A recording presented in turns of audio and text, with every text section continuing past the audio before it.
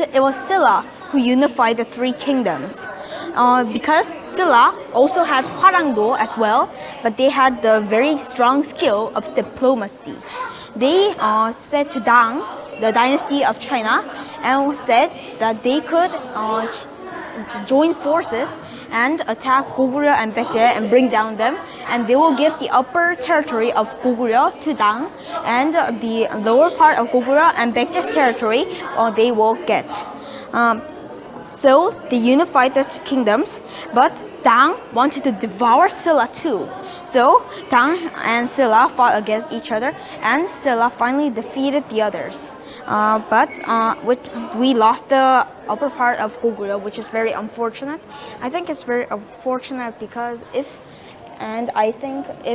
what if Goguryeo had unified the kingdoms and the upper part of the Manchuria's territory will be ours. So I think it is very unfortunate.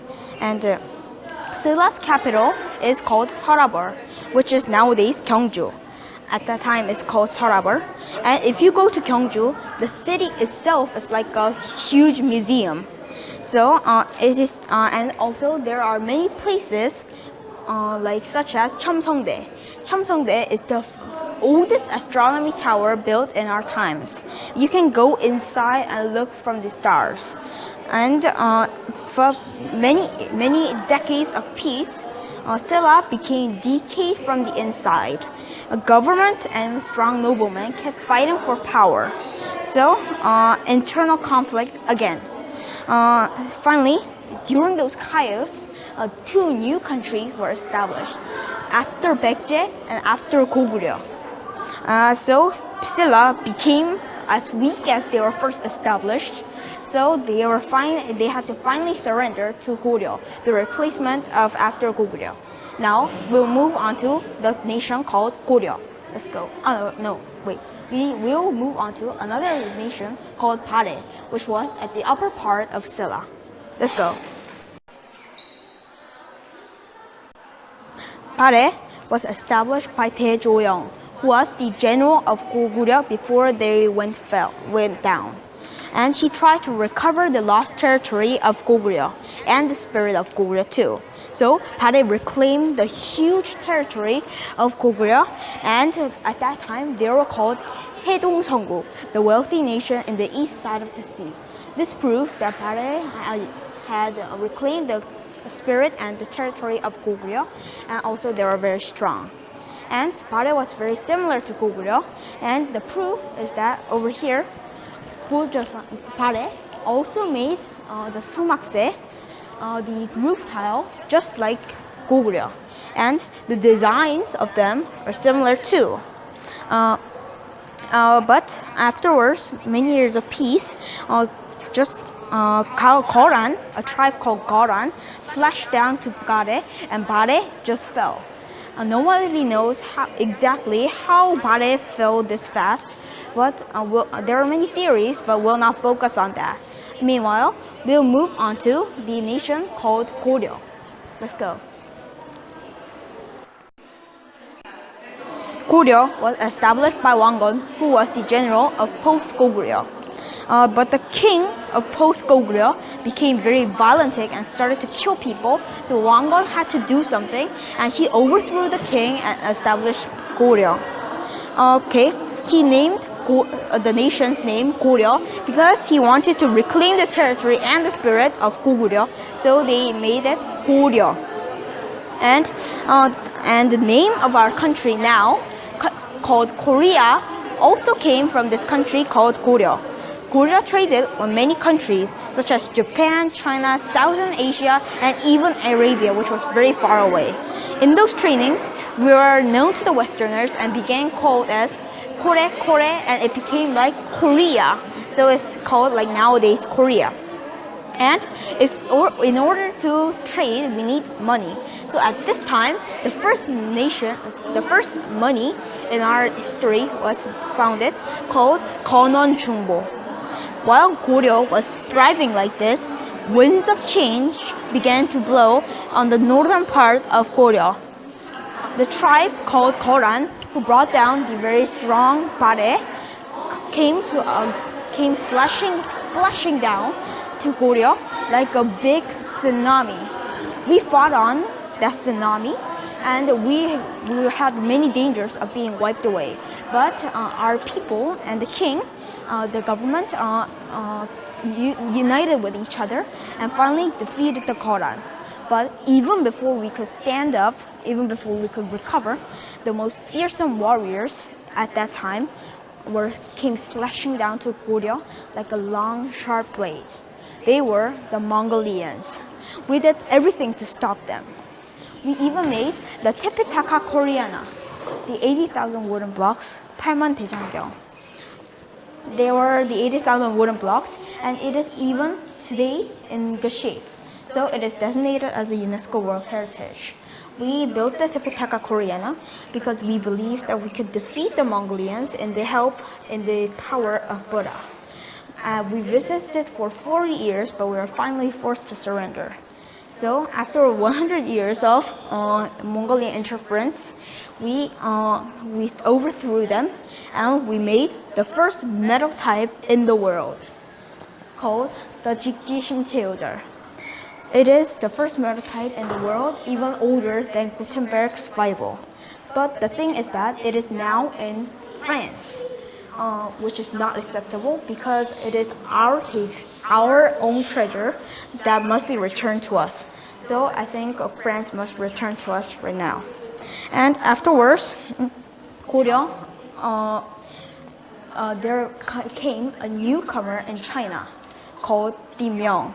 They drove out the Won and established Myeong. The Myeong dynasty was very strong at that time, and they said that they threatened us to give their upper land, and if they didn't do, they will attack us. So the king wanted us to attack. Actually, they wanted to attack Myeong first, but the general who was leading the attack, called Lee Seong-ge, didn't agree with this idea as well, because he thought it will come to harm with the common people. So he came back while going up, and he brought down Goryeo and established Joseon. Okay, let's move on to Joseon. Oh wait. Do you know about kimchi? And do you like them? Kimchi, the first seasoned kimchi was founded in the Goryeo period, but without pepper powder, because pepper powder afterwards came in the Joseon period. And in Joseon period, we made the actual kimchi that we were making right now. So let's move on to that Goryeo, Joseon. Let's move on. Joseon was the nation established by Lee Seong-ge, and there was a king called King Sejong the Great. He had many great things.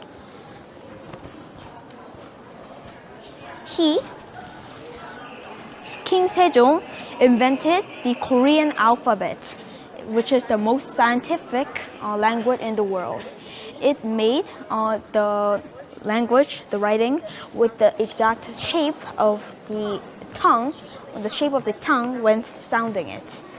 And he greatly cared for his people, so he made many clocks which can tell time, such as the sun clock and the water clock called 자경루. And also, he made many books to help farming, because he greatly cared about his people. This is the thing we should learn. We should care about other people and love them. And also, if you come here, you can see the exact replica of the Gyeongbokgung's Kunjeongjeon. This is the exact same thing you saw in our first video, Gyeongbokgung. In order to remind, the painting beyond is called Ilor Obongdo. The sun represents the king and the moon represents the queen. The 5 mountains represents the land of Joseon, and the pine trees represents the faithful officers. And the water beneath represents the people of Joseon. And here you can see a very large map. This map is called the Honil Gangli Yeokdae Gukdojido. It explains what the Joseon people thought at that time. They thought that China was biggest and the most strongest, and they were the next civilized and the strongest nation. So they drew the China the biggest and them next. And the tiny island beneath here is Japan, because they thought that Japan was very weak and not civilized. And over here, this is Europe and Africa, because they didn't know actually well about Africa and Europe, and they thought that they were not actually strong enough. This explains what the Joseon people thought at that time. And now we'll move on to after Joseon was established over 200 years, we will go over to the two big wars happened. Let's go.